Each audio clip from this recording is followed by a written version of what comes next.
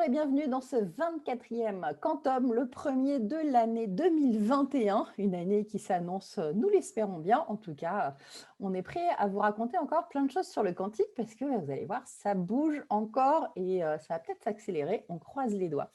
Donc, on va reprendre toute l'actualité depuis mi-décembre parce que oui, on s'est un petit peu reposé ou presque. En tout cas, j'ai empêché Olivier de me faire enregistrer des émissions, mais lui, il vous a préparé plein de contenu en attendant. Alors, tout d'abord, on va évoquer les quelques entreprises quantiques qui étaient au CES de Las Vegas. Vous allez voir, il y en avait quelques-unes. Bah oui, parce que la semaine dernière, c'était le CES et une édition très spéciale. Hein, on va revenir dessus. Et on vous fera même une émission spéciale à côté. Ce ne sera pas un quantum, parce qu'on ne parlera pas de quantique, on parlera vraiment que du CES. C'est pour pallier à Olivier qui a décidé d'arrêter son rapport de 300 pages et des brouettes pour ne faire plus que 30 et essayer de lui faire résumer en peut-être une demi-heure. Et puis, nous allons voir que tout cela, il y avait encore du quantique, mais il y a du quantique un petit peu différent au CES. Hein. C'est quoi? C'est des quantum dots, des micro-LED, des mini-LED, des technologies des smartphones. Il y avait des lidars aussi, il y avait plein d'autres choses. Et c'est quand même du quantique. On va revenir dessus. Pourquoi? En fait, c'est une grosse excuse. Bon, on revient dessus en fin d'émission. On va commencer par l'actu qui s'est passé. Bonjour Olivier. T'as vu, Bah je t'ai pas bonjour, laissé oui, parler oui, pendant oui, plus d'une oui. minute. T'as bien fait, t'as bien fait. Comment vas-tu? Ça va, ça va. L'actualité va être chaude dans les semaines qui viennent, j'ai l'impression. Bon, eh ben, c'est une très bonne chose. Donc, on va commencer par expliquer un papier de Xavier Weinthal, c'est comme ça qu'on dit, Vintal, oui, on dit Xavier Weinthal, Vintal, oui. qui a été publié en début 2020 et relié dans Physical Review X en novembre. Alors, les intimes, ils disent PRX, hein, PRX, parce que d'accord. tu as PRL et PRX dans un bateau. Physical Review Letter et Physical Review X. Voilà. Bon.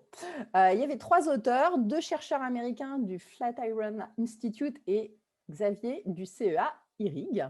C'est un papier qui était lié à des développements associés pour lever le voile sur le côté survendu de la suprématie de Google, annoncée en octobre 2019. On avait fait notre première émission sur le sujet. Exactement. Ils ont réussi à émuler le calcul de Google sur un simple PC.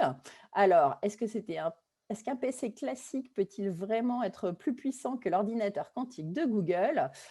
Olivier, tu vas nous expliquer tout ça. Hein, je te laisse ce Ouais, on va plaisir. essayer. Oui, alors ça a été relayé dans Le Monde et puis après, je crois, dans Sciences et Avenir ou d'autres revues scientifiques qui donnaient l'impression que l'ordinateur quantique, comme le titrait Le Monde, se faisait damer le pion par un PC classique. Alors la question qui se pose, c'est est-ce que le PC classique est rapide comme un ordinateur quantique ou à l'envers, l'ordinateur quantique de Google est rapide comme un PC? Alors en fait, c'est plutôt la deuxième option qui est la bonne. Parce qu'en fait, quand Google a annoncé sa suprématie quantique, il a fait un calcul qu'on pourrait presque qualifier d'analogique sur son ordinateur quantique, qui est basé sur une sorte de système de générateur de nombres aléatoires qui vérifie que les nombres sont bien aléatoires, pour simplifier un peu le propos. Et de l'autre côté, on fait ce qu'on appelle de l'émulation de ce calcul et on le fait tourner dans un équivalent numérique sur un ordinateur classique.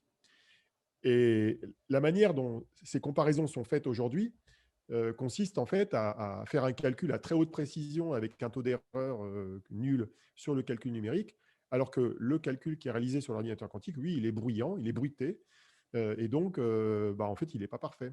Donc, finalement, on se rend compte que quand on compare un calcul quantique avec un calcul classique, on ne compare pas des pommes et des pommes, on compare plutôt des pommes et des oranges. Et donc, ce que les auteurs de ce papier ont montré, avec un logiciel que Xavier avait développé, ils ont montré qu'en fait, on pouvait émuler le calcul quantique bruité avec beaucoup moins de ressources sur une machine classique que si on l'émule parfaitement. Pour donner un équivalent qui rappellera quelque chose aux gens qui font de l'IA, c'est comme si on comparait un calcul en nombre flottant 64 bits avec un calcul en entier sur 8 bits. Quoi. Donc, si tu le fais sur 8 bits en entier, ça va coûter moins cher que si tu fais du flottant 64 bits. C'est un peu ça l'analogie. On peut émuler ce calcul quantique sur une machine classique avec beaucoup moins de ressources que ce que Google montrait. Alors, pour mémoire, la comparaison de Google à l'époque, comparer leurs 53 qubits supraconducteurs avec une bécane IBM qui contient plus de 30 000 processeurs et qui qui durait 10 000 ans au lieu de 3 minutes.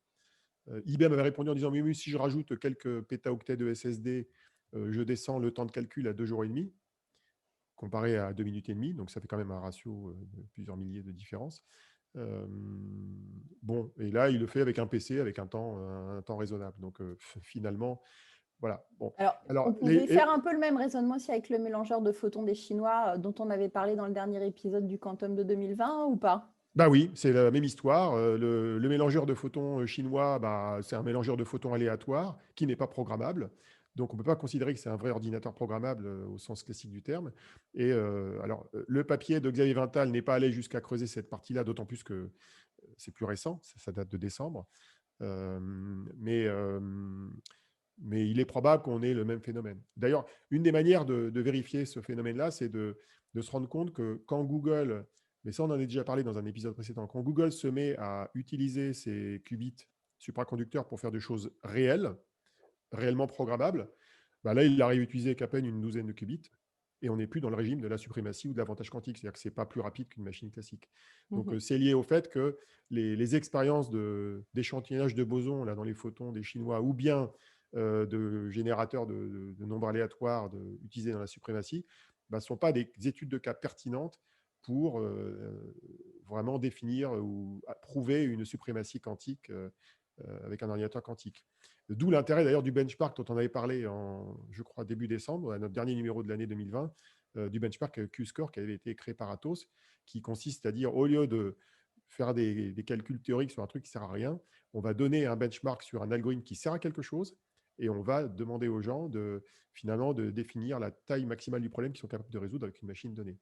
Et donc, le benchmark de Q-score, je le considère comme étant extrêmement pertinent pour éviter de se prendre les pieds dans le tapis comme Google face à Xavier Vintal. Alors, Xavier Vintal, par ailleurs, il se trouve que c'est un grand sceptique du calcul quantique, pour tout un tas de raisons. Mais bon, là, il a mis le doigt sur un sujet réel. C'est-à-dire qu'en gros, les comparaisons de Google et des autres ne sont pas forcément valables, quoi. Bon. On va enchaîner avec un deuxième sujet, la conférence Q2B de QCware qui avait lieu début décembre, qui coïncidait avec la sortie du bois d'Amazon qui annonçait une roadmap ambitieuse et très bien documentée pour créer des ordinateurs quantiques scalables et à base de qubits supraconducteurs. La recette des qubits plus fiables utilisant une technologie de 4 qubits, des chats qubits, c'est ça, voisine de celle d'Alice et Bob. 118 pages d'Amazon détaillant leur approche technique, c'est pas rien. Il faut se les cogner, c'est pas évident. Voilà. Mais je suis sûre que tu l'as fait. J'ai lu en diagonale, mais je n'ai pas pu lire les 118 à tête reposée. Non, je n'ai pas pu lire les 118 à tête reposée.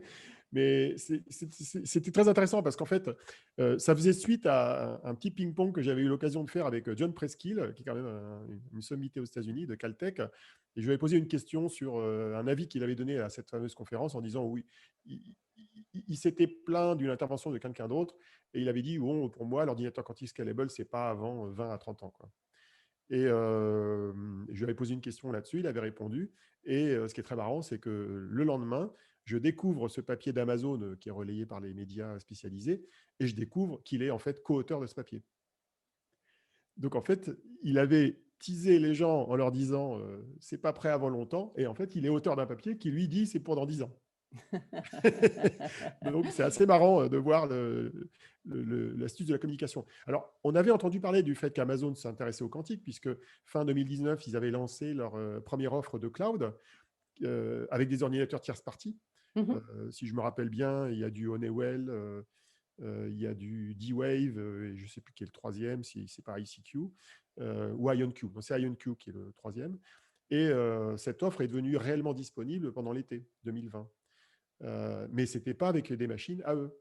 Et on a appris à cette époque-là qu'ils avaient commencé à créer une équipe de chercheurs dans le quantique avec des gens de Caltech, donc en Californie, dont Preskill, qui fait partie de cette équipe, mais qui est externe, il n'est pas embauché par Amazon.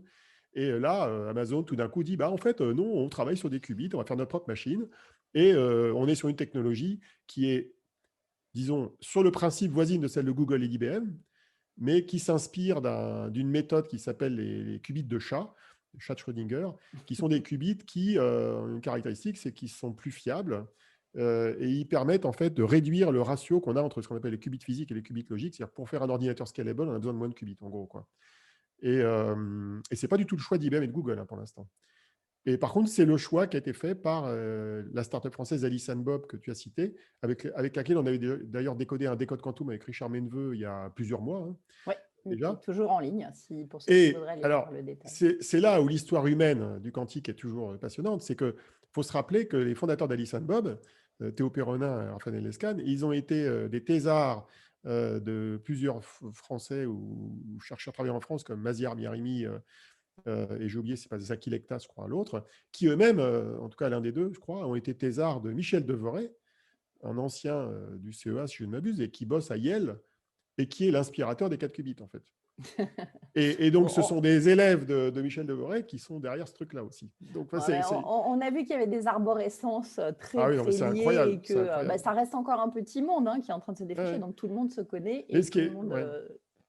Mais ce qui est intriguant, c'est de voir que finalement, Amazon arrive un peu en newcomer, tu vois, ils débarquent comme ça, alors que IBM, ils sont dessus depuis au moins 5 ans, Google depuis 2014 au minimum, Hartmut Neven, qui est leur patron, a été embauché en 2006, si je ne m'abuse. Et là, ils arrivent comme des petites fleurs, là, ils disent poupou, et nous, on a un truc qui est plus scalable qu'IBM et Google. c'est pas mal. Ah, mais ils ont les sous, ils peuvent, c'est ça, ça aide. Ouais, c'est pas qu'une histoire d'argent. Mais c'est pas Ouais, qu'une histoire mais d'argent, ça fait c'est venir les aussi talents. c'est une histoire d'intuition. Ça rappelle aussi que les jeux ne sont pas faits. C'est-à-dire que ça rappelle qu'on peut arriver dans ce marché-là et proposer des techniques plus innovantes et en gros dégommer les acteurs existants, quoi. Donc, voilà. C'est inspirant sur cet aspect des choses. Bon, on va parler maintenant d'un record mondial. Pascal, la start-up, pareil, dont on a fait une interview dans Décode Quantum, et Antoine Brouwais de l'Institut Optique font de la simulation quantique avec 196 atomes froids. C'est une première. C'est en partenariat avec le Niels Bohr Institute. En quoi c'est important, ce record avec des atomes froids? Parce que jusqu'à présent, ce qu'on appelle la simulation quantique est une technique de calcul très particulière. Je rappelle la segmentation, hein. Quand on utilise des qubits avec des portes quantiques qui opèrent dessus, on appelle ça du calcul universel ou calcul à porte quantique universel. Ça, c'est ce que fait Google, ce que fait IBM, ce que font la majorité des acteurs du marché. Mais à côté de ça, on peut utiliser des qubits qu'on relie entre eux, un peu comme des réseaux de neurones, et à partir de là, on peut simuler de la physique, notamment de la physique quantique, et donc simuler des relations entre des atomes ou des nuages d'électrons dans des atomes. Et donc, ça permet de faire de la simulation de physique avec de la physique. Et donc, c'est une catégorie un peu à part de calcul quantique. Et jusqu'à présent, dans les laboratoires de recherche, parce qu'il n'y a pas vraiment de vrais produits commerciaux dans le domaine, je crois que le record précédent, c'était de l'ordre d'une cinquantaine à une centaine d'atomes reliés entre eux. Et là, ils atteignent quasiment 200. On sait que la technologie de Pascal et du laboratoire d'Antoine Brouwais de l'Institut d'optique à Palaiseau permet en théorie d'aller jusqu'à 1 millier d'atomes. Et là, ils ont publié un papier avec une espèce d'équivalent de benchmark réalisé par le NBI du Niels Bohr Institute. Et alors, ce qui est assez marrant, c'est que les médias n'ont pas relayé ça comme une suprématie quantique. Alors que, en fait, mais parce qu'ils n'ont pas communiqué non plus dans ce sens-là. Ils n'ont pas communiqué. C'est des Français, des Danois. Ce n'est pas les dieux de la communication comme le font les Américains qui survendent. Plus discret et plus dans l'attente discret, d'un vrai résultat. Mais ils pourraient, du coup, dans et cette... ça mérite 2 choses. Ça mérite, des explications, parce que ce n'est pas trivial à expliquer ce qui est fait avec ce genre de technique. Et 2, ça mérite plus de communication. Alors, je sais que Christophe Jurzac, qui dirige le fonds d'investissement en cantonation et qui, par ailleurs, est chairman de cette startup, il va faire tout son possible pour rendre ça visible avec des livres blancs, etc. Ils ont publié beaucoup de livres blancs, d'ailleurs, pendant l'année 2020. Mais il y a matière à communiquer plus parce que c'est quand même une performance européenne et française qui mérite d'être vraiment rendue très visible. Bon, écoute, on pourra en faire un titre pour notre podcast, record français dans les qubits. Voilà. Ça devrait peut-être faire un peu de vue, un bon titre comme il faut pour médiatiser. Alors, c'est des atomes froids, je précise. Donc, oui, c'est bien ce qu'on a dit. Des atomes froids contrôlés par des lasers.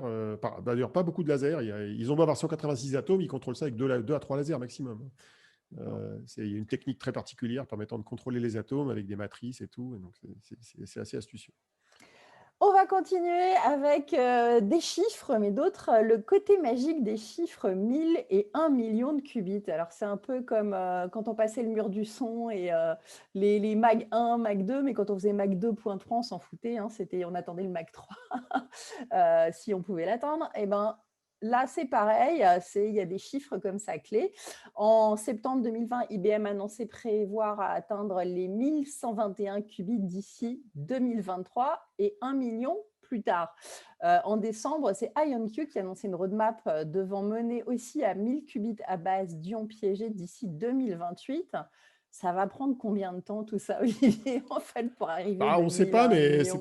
c'est intéressant parce que il y a ces deux nombres magiques que je vois finalement évoqués de manière régulière chez de nombreuses sociétés. Tu as aussi Psyquantum hein, qui a Voilà, annoncé qu'il voulait le atteindre le million de million. qubits, mais Le sous million, 10 ans. Ouais, le le million, million voilà. sous 10 ans.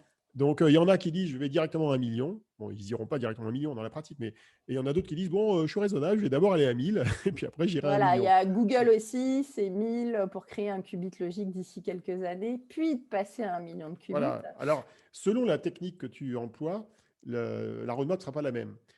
Typiquement, quand IonQ dit qu'ils ont une roadmap permettant d'aller à 1000 qubits avec ce qu'on appelle des ions piégés, un, c'est extrêmement ambitieux, et deux, c'est pas évident d'aller au-delà, quoi. C'est même pas évident d'aller au-delà d'une centaine, hein, compte tenu des techniques qu'ils utilisent.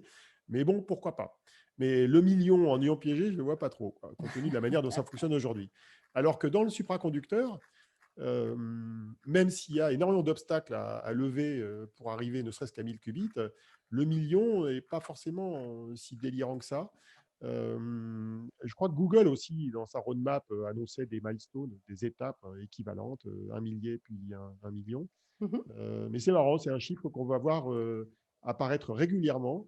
Et Ben, on alors, aime c'est... bien, oui, les chiffres ronds et on Ouais, se rend ouais. compte que ça a un impact, mais ce n'est pas forcément ces chiffres-là qui vont permettre le truc de Ouais, devenir ouais, ouais, mais bon, vraiment suprême. Mais c'est intéressant. c'est des étapes. Alors, il y a un autre exemple qui est lié à une startup qui était au CES, dont on parlera tout à l'heure, qui s'appelle Qblox. Eux, ils proposent un système de contrôle de qubits supraconducteurs. Et pareil, ils disent notre truc est scalable jusqu'à 1000 qubits. Bon. C'est Mais écoute, 1000. je te propose qu'on enchaîne d'ailleurs sur le Voilà. CES parce qu'il était aussi quantique et qu'on a pas mal de choses à raconter. Alors, Non, il y a autre chose quand même avec Google. ah bah alors vas-y, hein. Mais non, mais Google, attends. Google, ils sont marrants parce que Google, c'est quand même des grands communicants. Mais il se trouve qu'au mois de décembre, j'ai découvert un truc absolument dingue qui est arrivé en juillet. Donc, en gros, pendant 6 mois, j'ai zappé une information. Et quand je dis j'ai zappé, j'ai l'impression que c'est tout l'écosystème qui l'a zappé. Et j'ai trouvé, on pourra la publier, une image dans une présentation de Hartmut Neven, qui est Mhm. le boss de John Martinis, qui les a quittés en avril dernier, qui montre comment il voit la création d'un ordinateur d'1 million de qubits. Et alors, je vais vous le faire avec les mains comme ça, parce que vous ne voyez pas l'image. Mais en gros, Si, si, on va leur mettre, je vais leur insérer l'image dans la on va vidéo, insérer t'inquiète l'image. pas. Donc, en fait, c'est une babasse qui fait en gros un demi-cylindre qui fait 8 mètres de long, qui fait un diamètre d'à peu près 8 mètres. Et ils arrivent comme ça à mettre plein de briques qui contiennent 10 000 qubits qui sont enfilées les unes derrière les autres. Ils arrivent à gérer la cryogénie de ce truc-là, on ne sait pas trop comment. Et voilà, ils ont des plans pour aller jusqu'à 1 million de qubits, à faire une énorme babasse, quoi. C'est une énorme machine qui nécessite 3 étages hein, pour la construire, hein, 3 étages d'un bâtiment.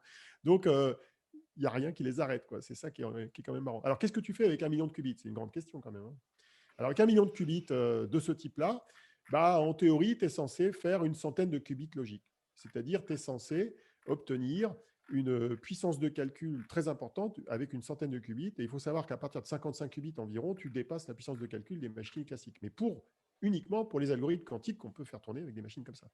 Donc, si tu arrives à faire 1 million de qubits et 100 physiques, donc et 100 qubits logiques, en théorie, tu atteins un régime de puissance de calcul pour certains types d'algorithmes qui permettent de faire pas mal de choses, aussi bien en simulation moléculaire qu'en optimisation, en machine learning, grande spécialité de Jordanis Kerenidis qu'on a déjà eu dans les décodes quantum. Et voilà ce qu'on peut faire. Mais bon, ça, c'est pas avant 10 ans dans le meilleur des cas, hein, d'après ce que les spécialistes disent en tout cas. Non, mais ça prend forme, on commence à comprendre un peu ce qu'ils cherchent à faire et Dans c'est intéressant. la roadmap de Google, je vois là, ils disent oui, 1 million de qubits en 2029. Bon, ils sont peut-être un peu optimistes, mais bon. Voilà. Bon, écoute, on devrait être encore vivant pour le voir, c'est déjà pas mal. Normalement, oui, oui, on peut espérer. Normalement. Mais si, on y croit. Donc, est-ce que j'ai le droit maintenant de passer au CES? Est-ce que tu as des choses à Oui, dire oui, tu as encore le droit, avec oui, tu as le quantique? droit. Oui, Ouais, bon, ouais. on va encore parler quantique, je ne t'arrache pas à ta nouvelle passion. En 2019 et 2020, IBM lançait au CES donc de Las Vegas 2 générations de ses ordinateurs quantiques Q-System One. Ils étaient encore présents dans une conférence d'une demi-heure sur les sujets et cela a fait des émules. Euh, Tu veux dire quelque chose sur cette conf du coup ou pas? Non, je ne l'ai même pas vu. Tu l'as pas vu? Oh là là! Je ne l'ai pas vu. J'ai pas eu le temps. Deux, quand j'ai voulu me connecter, c'était pas la bonne heure. Et puis, de toute façon, en une demi-heure, je suis pas sûr que j'apprendrai grand-chose sur le sujet. Voilà, Donc, bon, et IBM sur qui le explique replay. aux nuls ce que c'est que le calcul quantique, j'ai déjà testé plusieurs fois, j'apprends pas énormément de choses, c'est clair. Ouais. Bon, donc il y a une conférence, elle est sûrement trouvable en replay si ça, Ouais. ça intéresse certains de vous. Ce qu'il y avait d'intéressant sur ce CES virtuel, c'est qu'il y avait quand même une demi-douzaine d'exposants de technologie quantique. Et on va commencer donc par, tu en parlais tout à l'heure, Qblox, qui vient des Pays-Bas et qui présentait donc son système scalable de contrôle de qubits supraconducteurs, pour lesquels ils ont même été nominés aux Awards de l'innovation CES. Donc, C'est la première fois. c'est la première C'est fois. la Mais pourquoi? première fois. Parce que c'est Consumer Electronics Show et leur produit, il n'est pas hyper consumer, quoi, quand même. Bah, il faut savoir que, n'oublie pas un truc, Même c'est s'il y a des que, micro-ondes, c'est pas non mais, pour cuire des aliments. n'oublie pas que l'organisateur du CES, dans sa charte de communication, insiste très lourdement pour dire que ça ne veut pas dire Consumer Electronics Show. C'est comme, je sais Et oui. pas, il renie en fait l'origine de Bon, c'est l'acronyme. pas tout ça. Mais dis-moi, Voilà. à quoi ça sert du coup À quoi ce ça boudin? sert? Ben, c'est ça qui m'a fait rigoler, parce que si tu veux, quand tu vois un bousin comme ça qui gagne un prix parmi les 300 produits grand public qui gagnent des awards au CES, tu dis OK. En fait, c'est un machin. C'est des trucs qui se mettent dans des racks, comme dans du cloud, tu vois, data center. Mhm. Tu connais, hein, chez OVH. Hein. Donc, tu mets ça dans des racks et tu mets comme des trucs qui ressemblent à des serveurs, sauf que ça ne génère pas de la data, ça génère des micro-ondes qui sont envoyés via des câbles coaxiaux à l'intérieur d'un cryostat pour piloter des qubits supraconducteurs. Alors, ils pensent qu'à terme, ça permettra de piloter des qubits à spin d'électrons qui utilisent des fréquences différentes, mais en gros, ils disent, voilà, ils envoient un truc qui est entre 5 et 10 GHz. C'est une espèce de pouette, c'est un pouette très court de quelques nanosecondes qui est envoyé sur les qubits et qui leur fait changer d'état, qui exécute des portes quantiques. Puis à la fin, ils envoient un autre pouette. C'est un pouette qui sert à mesurer l'état du qubit. Alors, comment ça marche, techniquement parlant? Version pour les nuls, c'est que tu envoies un pouette sur le qubit, il est réfléchi par le qubit, tu récupères une micro-onde dans l'autre sens, tu l'amplifies, et là, tu regardes ce que tu récupères, et tu regardes la phase, tu regardes si c'est décalé ou pas, et en fonction du décalage, tu peux dire si c'est un 0 ou un 1. C'est un peu compliqué de mesurer un 0 et un 1, en fait, sur des qubits supraconducteurs. Donc, Bon. et ça, en gros, ils disent qu'ils l'ont compressé, et sur un truc qui fait un rack 3U à peu près, donc une épaisseur à peu près comme ça, ils Mhm. arrivent à mettre l'électronique qui permet à la fois de contrôler et de mesurer 17 qubits. Donc, ça veut dire que sur un rack pleine hauteur, tu en mets une centaine de qubits à peu près. Et avec deux racks, tu fais 200 qubits. Et donc, ils disent jusqu'à 10 racks, on peut faire 1000 qubits. Et c'est un jeu de mots. Parce que 10 racks, non, je déconne. Oui, c'est bon. Private joke d'Olivier, je ne vous dirai pas pourquoi. On continue avec Orange Quantum System, un prestataire de services d'accompagnement de laboratoire dans les technologies quantiques qui est partenaire de Qblox. Eux, qu'est-ce qu'ils proposaient donc Je ne sais pas, mais enfin, Ils c'est étaient des gens là. qui ils étaient là, enfin, avec le fameux stand virtuel du CES qui ne servait à rien, mais c'est un partenaire donc, du précédent, et ils développent des benchmarks. Ils font en gros, on va dire, du logiciel et des systèmes de test. Ok. Mais c'était le deuxième des Pays-Bas. On avait aussi Quantum Delta, une association qui fait la promotion de l'écosystème quantique des Pays-Bas. Bref, les Pays-Bas se faisaient remarquer sur le quantique, poussés par leur pouvoir public. C'est bien, il n'y a pas que la France qui fait du start-up power. On voit que les autres pays le font aussi. Et Bah, puis, on c'est-à-dire avait que, attends, mais plus de la moitié des startups du quantique étaient des Pays-Bas au CES cette année. joli score. Mais moi, j'aime bien ça parce que finalement, le fait alors, sachant qu'ils avaient 85 entreprises au CES, Mhm. les Pays-Bas étaient le deuxième pays européen derrière la France, qui avait 135 exposants dans le catalogue, peut-être un peu plus en vrai, et eux, ils étaient derrière avec 85, dont 3 sur le quantique. Et je trouve que même si ça paraît être une espèce d'erreur de casting de mettre des boîtes du quantique dans le cheptel des startups d'un pays. Je trouve que c'est pas mal parce que ça permet de connoter deep tech les entreprises que tu valorises au Mm. niveau d'un pays. Et quand j'ai regardé le panorama des entreprises françaises qui étaient présentes, il y en a qui relevaient de la deep tech. OK. Tu as des Sequence qui ne sont pas très connus, qui font des chipsets dans la 5G. Tu as des ST microélectroniques qui sont quand même, on peut dire, de la deep tech, c'est des composants électroniques. Tu as quelques boîtes de logiciels un peu deep tech, mais la majorité ne sont vraiment pas très deep tech, quoi. Donc, c'est très intéressant de déplacer un peu le centre de gravité vers les deep tech pour montrer que le pays a des scientifiques, le pays est capable de créer des entreprises dans ce domaine-là, quoi. Bon. Donc, on avait aussi des Canadiens avec Xanadu, Mhm. qui a lancé en 2020 une offre de calcul quantique dans le cloud avec quelques qubits photons. Tu veux en dire quelque chose? Pas plus que ça. C'est une entreprise qui est assez bien financée, je crois, et qui a mis à peine quelques qubits, je ne sais même pas une dizaine, je crois, une douzaine de qubits dans le cloud. Mais ça permet aux gens d'expérimenter les choses, donc c'est marrant. Alors, ils n'étaient pas très visibles. Eux, contrairement à Qblox, ils n'ont pas eu de ward, ils ne sont pas fait remarquer. Bon. Et puis, on avait un laboratoire allemand, Fraunhofer IOF, qui présentait une source de photons destinée aux applications de cryptographie quantique. Ça se rapproche un petit peu en source de photons de ce que peut faire Candela, ou c'est complètement différent? Bah, ce n'est pas le même genre de source, c'est-à-dire que quand tu cibles uniquement les télécoms quantiques et la cryptographie quantique, tu n'as pas forcément le même degré d'exigence que ce que Candela fait. Candela sait faire des sources de photons qui servent à ce genre d'application, mais les sources de photons de Candela, elles sont vraiment appropriées pour le calcul quantique. D'ailleurs, ils ont lancé un projet dans ce domaine-là. C'est un des prochains épisodes d'ailleurs des codes quantum qui nous permettra de découvrir ça.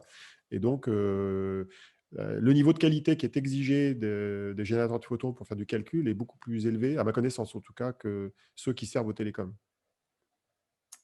Ok. Alors, qu'est-ce qu'on avait d'autre? On avait aussi des exposants coréens. Il y avait par exemple Quantum Solution qui faisait du logiciel pas embarqué quantique, Quantum USA qui propose des Non, qui faisait solutions. du logiciel embarqué qui n'était pas Pardon, quantique, hein, pour être plus précis. Ouais, pardon. ouais. Donc, je le refais. Quantum Solution fait du logiciel embarqué pas quantique. Hmm. Quantum USA propose des solutions de stockage de données classiques. Quantum Operation Inc. du Japon développe des capteurs de glycémie pour diabétiques. Et Qubit Italie, un fournisseur de services de cloud, tout ce qui est de plus classique, un peu comme OVH. Donc ça, c'est Voilà, les gens qui ont quantum dans leur nom, ou c'est qubit, du hein, quantum voilà. washing, en fait. C'est que tu as le mot quantum ou qubit, mais ça n'a rien à voir avec le Alors, chiffre. histoire d'éviter les ambiguïtés, les Italiens, ils appellent leur boîte qubit, mais au lieu de l'écrire QU, ils mettent CU. Voilà. Il manque plus que le L et c'est parfait. Ouais, mais ça peut porter du coup à confusion. Donc Exactement. attention au quantum washing, comme Hmm. d'habitude, c'est hyper important. Et comme dans plein d'autres domaines, hein, c'est comme l'IA ou autre. Toujours regarder ce qu'il y a sur les étiquettes des boîtes. Et puis alors, on avait aussi droit à une belle escroquerie quantique coréenne avec Digital Quantum Bio qui capte les champs d'énergie naturelle, The Natural Energy Fields, qui permettait de guérir de tout et de n'importe quoi. Raconte-nous, parce que ça, je crois que tu as bien rigolé quand tu l'as épluché. Hein. Ah oui, mais j'aime bien les trucs comme ça parce que il y a plein de gens qui se font avoir, évidemment. Donc, tu as un espèce de baratin pseudo-scientifique dans les brochures de la société qui explique, oui, alors voilà, il y a des rayons cosmiques qui arrivent sur la Terre et puis ça génère des plasmas. Puis après, il vous parle de spin d'électrons quand même, hein, histoire de rendre le truc crédible. Donc, il y a tout un baratin. En Il y a plus, le vocabulaire, il y a du il y a tout le vocabulaire vocabulaire scientifique. scientifique qu'on pourrait qualifier de scientiste, un peu de abus de la science. Ils arrivent même à relier leur baratin avec les expériences de la mémoire de l'eau de feu Jacques Benveniste qui date des années 80 et 90. C'est un grand n'importe quoi. Et alors tu te dis, mais leur solution, elle ressemble à quoi en fait en vrai? Et donc tu creuses, tu vas dans le site et en fait ils expliquent à la fin que la solution, c'est une application mobile qui émet des sons et des images et qui génère des interférences et qui guérit de tout, y compris de Covid. Et alors, en plus, les gars, là, ils n'hésitent pas à dire que ça guérit du Covid à 99,99%. Moi, je trouve ça vraiment fantastique, quoi. C'est quand même énorme comme truc. Et c'est une boîte coréenne. Ils sont créatifs, les Coréens. Ils proposaient aussi des trucs bizarres dans d'autres domaines pour, par exemple, faire repousser les cheveux avec des LED. Bon, ils aiment bien faire ça aussi. Euh, Bon, voilà, bon, c'est pas vendu en France, hein, je vous rassure. Mais comme c'est une Bon, mais en tout cas, application, pour peu que ça puisse arriver ou que quelqu'un ose le reprendre parce que ça pourrait arriver, soyez prévenus, hein, tout ce qui est champ cosmique, quantique, il y a peu de chances que ça vous guérisse pour de vrai, voire pas du tout. bah, surtout si c'est une application mobile, hein, parce que l'application alors l'application mobile, si ça se trouve, elle va peut-être vous guérir grâce à la 5G du Covid. Et là, ce serait le comble. Mais ça, c'est les ondes radio. C'est pas la lumière qui sort de l'écran, OLED ou LCD, ou encore moins le son qui sort du petit haut-parleur pourri qui est en bas du Oui, téléphone. mais Olivier, Donc voilà, tout est lié dans le tout est quantique. lié, d'accord, Tout est tout est lié, d'accord. interconnecté et intriqué, tu le Mais c'est sais peut-être bien. ça le truc, en fait, c'est l'histoire. L'histoire, c'est de créer des interférences entre la lumière qui sort de l'écran et les ondes 5G qui sortent du téléphone. Voilà. Il y a peut-être un truc là, il y a peut-être un truc à Voilà. faire là. Oui, oui, oui, oui. Il y a du boulot. On va monter une start-up, on va peut-être devenir riche un jour. Alors, bon, en tout cas, une bonne part des innovations hardware du CES reposent sur la physique quantique. On ne peut pas l'évoquer comme ce qui se passe actuellement dans l'informatique quantique. C'est en fait ce qu'on appelle, et ce que Alain Aspect lui-même appelle la première révolution quantique. C'est celle qui est essentiellement portée sur la manipulation de l'interaction entre la lumière et la matière. Et là, du coup, il y avait quand même un paquet de sociétés qui utilisent cette fameuse physique quantique et ce vocabulaire qui n'est pas un fake. Hein, on peut l'utiliser, c'est juste qu'il faut bien faire bien la différence entre première révolution quantique et deuxième révolution quantique, celle qui va conduire aux ordinateurs.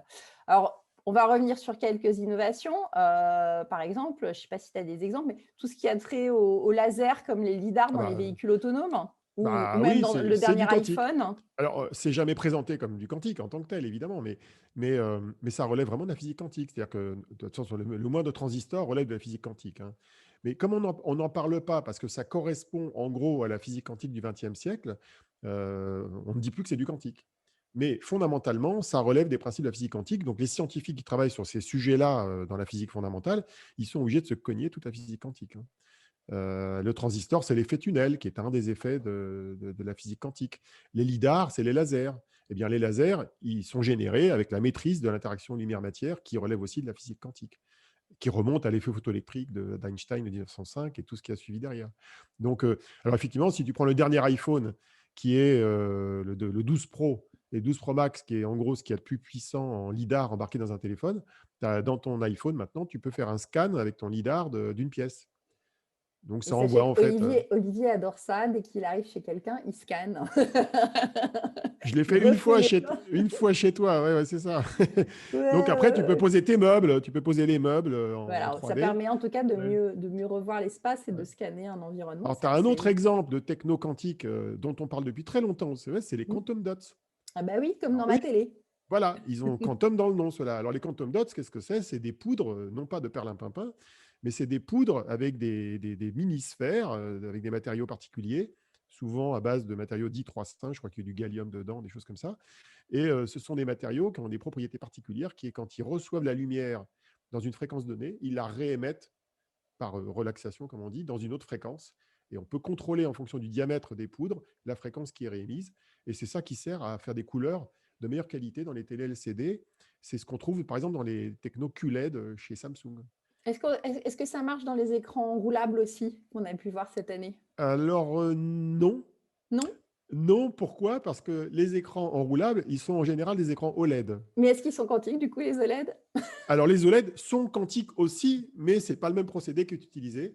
Le procédé des écrans OLED, c'est de l'excitation en gros électrique de matériaux particuliers qui savent émettre une lumière dans une fréquence donnée. Ça reste encore de l'interaction lumière-matière. On a le contrôle de la lumière par l'excitation de la matière, mais ce n'est pas la même technique. Parce que les écrans LCD, c'est de la lumière en général bleue qui traverse des couches de phosphore colorées. Mhm. Euh, la lumière bleue est améliorée pour devenir blanche parfaite grâce aux quantum dots, mais ça traverse une surface colorée. Alors que les écrans OLED, en tout cas surtout ceux des écrans roulables, c'est des matrices émissives. C'est de la matière qui émet la lumière directement sans passer par un filtre. Sauf chez LG, dans ces télés qui émet de la lumière blanche qui traverse des filtres. Bon, il y a Bon. des variantes. Voilà. Alors, est-ce que tu peux, on va faire vite parce qu'on est en train de largement dépasser la demi-heure, on bavase beaucoup. On reviendra sinon dessus la On se prochaine demande fois, mais à qui c'est la faute, hein. c'est pas moi. Est-ce que tu peux nous expliquer justement, il y avait les TV mini LED et les téléviseurs mini LED et micro LED qui utilisent donc des LED. Est-ce que tu peux un petit peu nous expliquer la différence entre les deux, hein? Alors oui, les mini LED, ce sont des LED, en général bleues ou blanches, qui se organisées sous forme de matrices, qui sont derrière la matrice du LCD et qui permettent en fait de contrôler avec précision là où on envoie de la lumière dans l'image.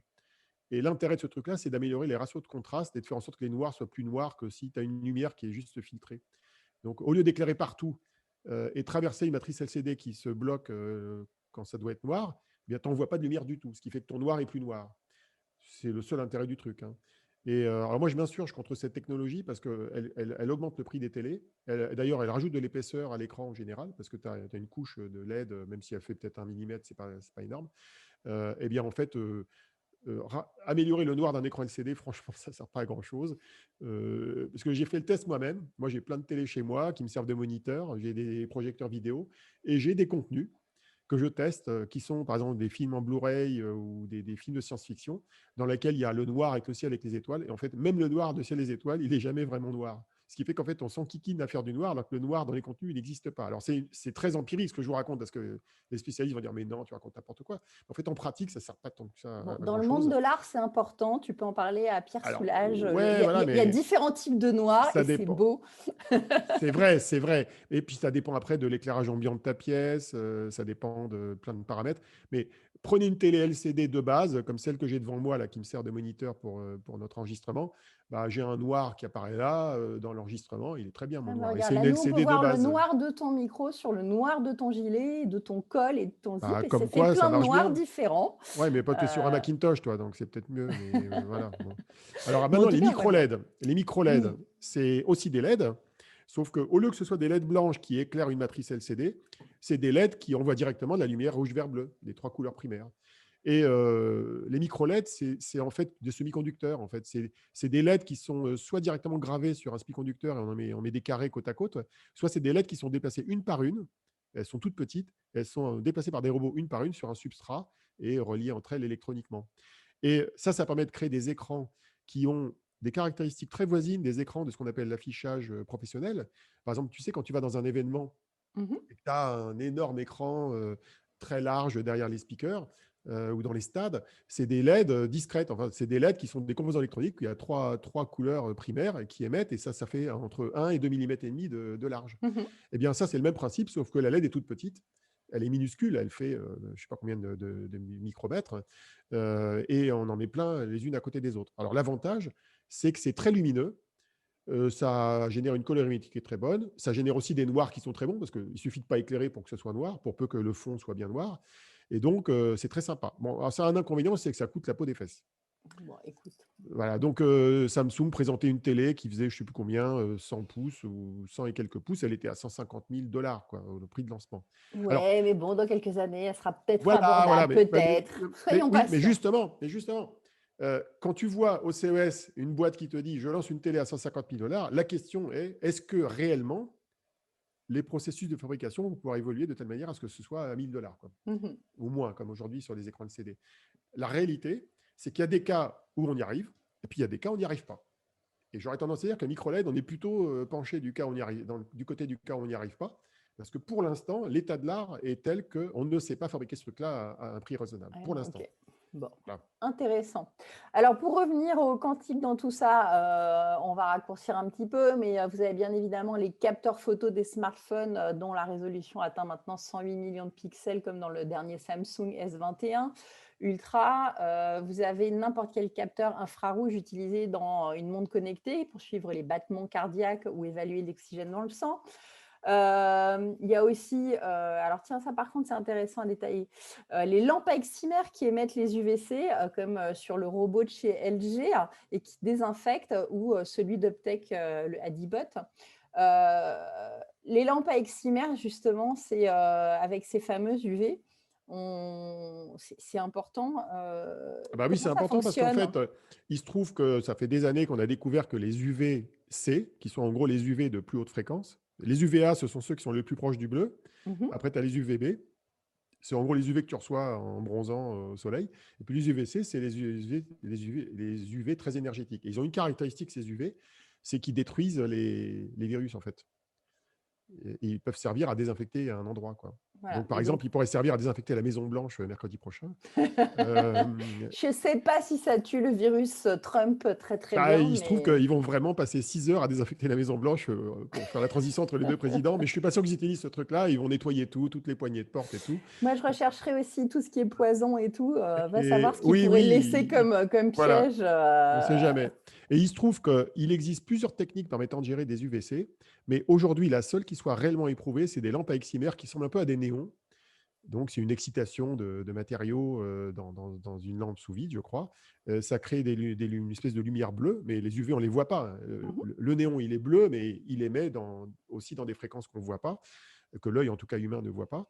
Et c'est efficace, sauf que ce sont des néons qui font plusieurs dizaines de centimètres de long. On en met plusieurs sur une circonférence d'un petit objet. Et c'est monté sur des robots qui, au départ, étaient des robots qui servaient à se déplacer avec des tablettes pour servir de robots de renseignement dans les aéroports ou les centres commerciaux. Et donc, il y a eu ce qu'on appelle du repurposing ou du pivot de robots qui a toujours ces petites roulettes. Donc, ils ont mis des lampes UVC et ils ont viré la tablette, quoi. Voilà, un peu Et comme les Awabots de voilà. Et Bruno ça peut Modèle. servir, par exemple, à désinfecter une classe, une salle de chirurgie en hôpital, ça peut Les être dans salles une entreprise, d'attente, tous ces une salle trucs-là. Ouais. d'attente, tous Mhm. les lieux publics.